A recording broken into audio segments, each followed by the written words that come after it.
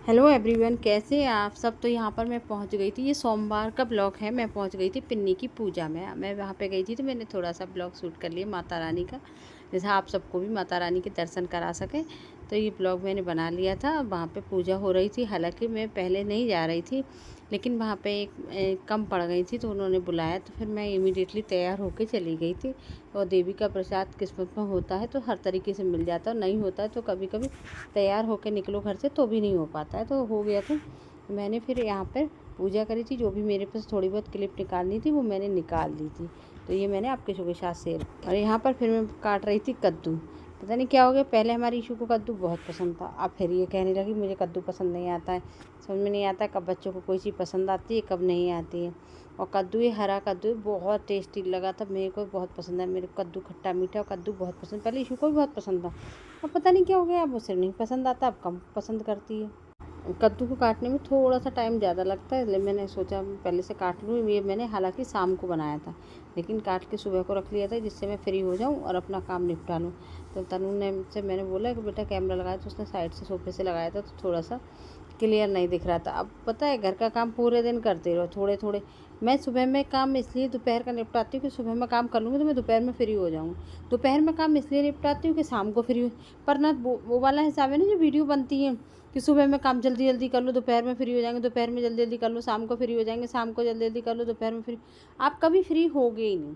आप काम चाहे जितना कर लो, और अगर दिन में महिलाएं पूरा ये सोचे पूरा काम फिनिश करके ही फ्री होंगे, तो कोई भी महिला घर में कभी भी फ्री नहीं हो पाएगी। उसको कभी भी दिन में ऐसा मौका नहीं मिलेगा कि वो प्रॉपरली आराम से रेस्ट कर ले। जब भी हम लोग रेस्ट करते नहीं हैं, बैठ जाते हैं, तो वो केवल और केवल हम लोग बेशर्माई दिखा देते हैं तो बैठ जाते हैं। अदरवाइज़ दिन में एक भी टाइम ऐसा नहीं होता है कि हम लोग बैठ जाएं।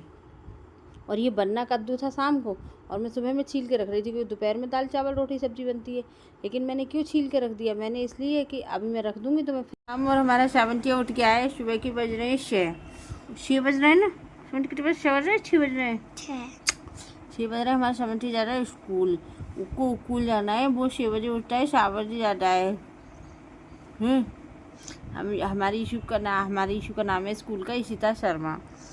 और सब बच्चे कहते हैं ईशू, और मम्मी कहती है मम्मी ने बहुत सारे नाम रखे। मम्मी से सावंतिया भी कहती है। मम्मी इससे कहती है सोना चांदी हीरा मोती मोहरे अशरफी पन्ना। कितने सारे नाम है, नाम गिन के बताओ। सोना चांदी हीरा मोती जवाहर पन्ना मोहरे अशरफी। क्योंकि मेरा सबसे अच्छा बच्चा है, मेरा कहना बहुत सुनता है।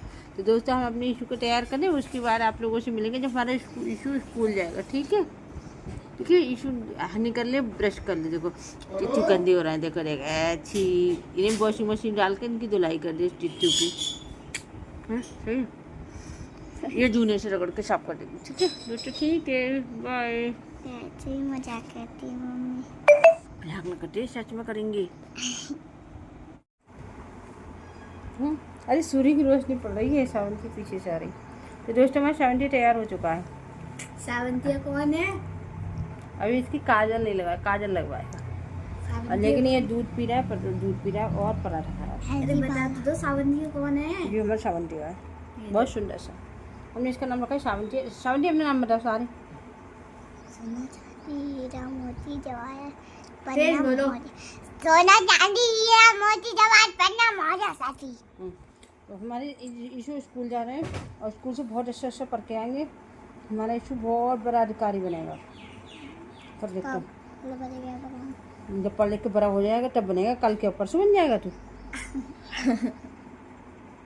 तो यहाँ पर हमने इशू को स्कूल भेज दिया था। इशू को स्कूल भेजने के बाद फिर बारी आती तनु की। तनु अपना नहा लेती है, कपड़े पहन लेती है और बाल सुलझा लेती है। और उसके बाद उसको दुपट्टा डालने की बारी आती है। दुपट्टा भी मैं ही डालती हूँ, और उसके जो बाल काट के 2 चोटी बनाने की बारी आती है वो भी मैं बनाती हूँ। तो फिर मैंने इशू को भेज दिया था तो मैं फ्री हो गई थी। मैंने कहा पहले मैं तेरा दुपट्टा डाल देती हूँ। तो करते हुए तनु जाती अपने पापा के साथ है और आती अकेले है।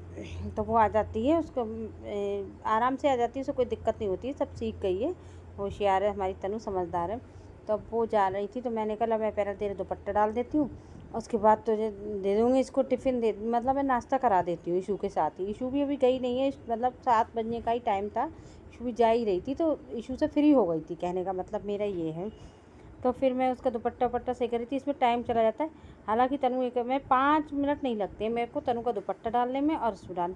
जिस दिन दुपट्टा धुलता नहीं है उस दिन दुपट्टा ज़्यादा दुखी करता है, क्योंकि उसकी प्रेस हो चुकी होती है, तो पुरानी तय ख़त्म हो चुकी होती है, तो उस दिन दुपट्टा दुखी करता है। जब दुपट्टा 2 दिन ऐसे ही डाल लूँ ना तो उसकी तय वहीं पर मुड़ जाती है, तो वो दुपट्टा आराम से पड़ जाता है, फिर वो दुखी नहीं करता। बीच में 2 बार धोती हूँ तो उसमें करता है। हालांकि इसका कपड़ा बहुत अच्छा नहीं निकला। ये लोग लेकर आए थे तनु के पापा, अगर मैं देख लेती तो मैं इसको लाती ही नहीं। अब ये ले आए थे तो उसने लगा लिया, तो मैं चलो कोई बात नहीं, अब जितना चलेगा उतना चलेगा, नहीं चलेगा तो दूसरा दिलवा देंगे। एक दिव्या का कहीं रखा होगा, वो मुझे देखना पड़ेगा, वो भी इसके काम आ जाएगा। दिव्या की स्कूल का था, जब मदर्स में पढ़ती थी तो इसके स्कूल का था, तो वो भी कहीं ना कहीं होगा ही, तो वो मुझे देखना पड़ेगा। तो इसलिए मैंने इसके करी थी। बाल सुलझा ये देती है। अब इसके बाल बड़े हो गए, मेरे को मन में हो रहा है कि मैं इसके बाल कटवा दूँ। अभी मैंने कटवाए इसलिए नहीं कि कटवा दूँगी फुर्सत से, जब टाइम मिलेगा तब। जो मेरी स्टूडेंट है वो बाल काट देती है इसके, या तो उसके पार्लर में जाना पड़ेगा या फिर वो यहीं पे आके काट देगी। तो लेकिन वो कहीं जॉब भी करती है, उसकी दीदी करने लगी है पार्लर पे काम, तो उसके पास टाइम नहीं होता है। तो अब मेरे को भी इतना टाइम नहीं हो रहा है कि मैं इसको पार्लर पे ले जाऊँ, इसके बाल कटवा दूँ। अब मैं काट तो मैं भी देती हूँ सिंपल बाल, तो लेकिन थोड़े बहुत ऊंचे नीचे हो जाते हैं नहीं तो बच्चों के बालों की शेप बिगड़ जाती है। और इसके बाल तनु के बहुत सिल्की, बहुत अच्छे हैं। बाल दिव्या के भी बहुत अच्छे हैं, लेकिन इसके घने बहुत हो जाते हैं। दिव्या के बाल घने बहुत रहते हैं, तो इसके बाल थोड़े वैसे रहते हैं, उलझे उलझे से। तनु के उलझते बिल्कुल नहीं। तनु के मानसी के एक से बाल रहते हैं बिल्कुल सिल्की सिल्की से। ईशू के भी वैसे ही। दिव्या के बाल थोड़े मेरे बालों की तरह गए हैं। हालांकि मेरे इतने घने नहीं थे जितने दिव्या के, लेकिन मेरे बाल भी उलझते बहुत हैं। अगर सिर धो लूँ और मैं उसमें बालों में तेल ना डाल के ना काटूँ तो अगले दिन को बाल कोई काट नहीं सकता। मैं खुद भी, मेरी आंखों से आंसू आ जाते हैं बालों को सही करते करते।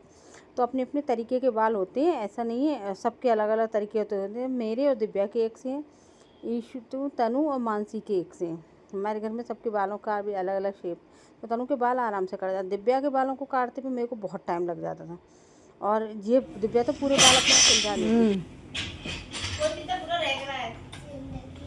मेरा सोना आ गया, मेरा सोना चांदी आ गया, मेरा हीरा मोती आ गया पढ़ के। सोना चांदी हीरा मोती लाइट खोलिया उन्हें। मैंने खोल ली, थक के आई हूँ। अरे बाप रे, बहुत थक गया। मैम ने पढ़ाया डाटा। मम्मी एक बात बताऊं, हाँ, बता। वो इसी तक मारी है। हाँ। वो जो पेपर का सरफ नहीं होता है, हाँ। उसने मुझे दिया। उसने बोला कि इसे यूज कर, फिर साबुन से हाथ धुल जाएगी। फिर मैंने उसे लिया, मैंने उसमें डाला हाथ में, फिर उसमें आधा पानी लिया, उसे रगड़ा, यार सच में वो साबुन निकला। मुझे भी दिला साहब। ठीक है, दिला रही। बात सुनो, मैम ने पढ़ाया मारा? पढ़ाया। दिव्या तो कह रही, पढ़ाएंगे और क्या करेंगे। दिव्या तो कह रही इशू स्कूल में पिटी आज। झूठ बोल रही है। क्यों झूठ क्यों बोल रही है? पता नहीं क्यों बोल रही है। तू बहुत अच्छा पढ़ाई, बहुत मारा। बहुत अच्छा। अच्छा पढ़ाई और गेम भी खेला।